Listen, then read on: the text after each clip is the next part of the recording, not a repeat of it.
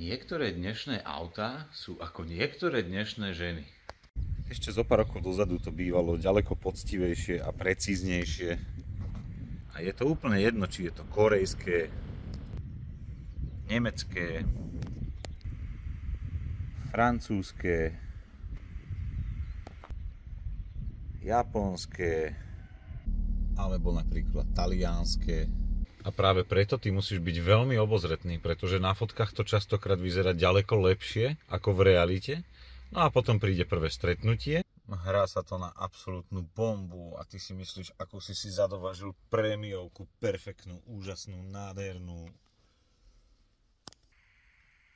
Čím prémiovejšie sa to tvári, tým je to väčšia a lacnejšia, obyčajná. Cez to všetko oslní ťa ten krásny, nadúpaný dizajn. Nádherné okále na teba vyčapí.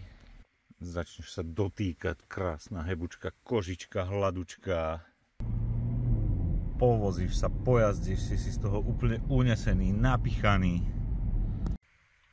Páči sa ti to čoraz viac.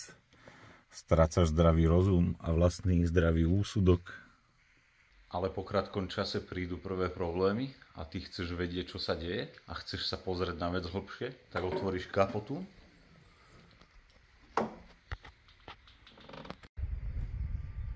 A ty zrazu zisťuješ, že pod tým nádherným pozlatkom sa skrýva čistý hnoj.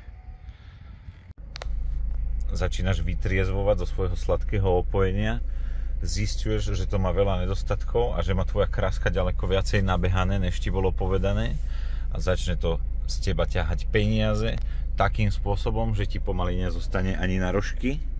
Okrem iného sa ukáže, že už to prešlo rôznymi úpravami a možno to už bolo aj pekne rozplieskané. Vlastne aj tie airbagy sú úplný obyčajný fake. Nejaká trápna výplň. No a pomaly vytezuješ a zisťuješ, že je to v skutočnosti len obyčajný. A taká je, vážený, dnešná fejková, konzumná a spotrebná doba. Takže keď si chceš zadovážiť doma nejakú novú hračku, veľmi dobre si to rozmysli a buď obozretný. Tak si dávajte obrovský pozor, pretože nakoniec ťa to môže priviesť až sem.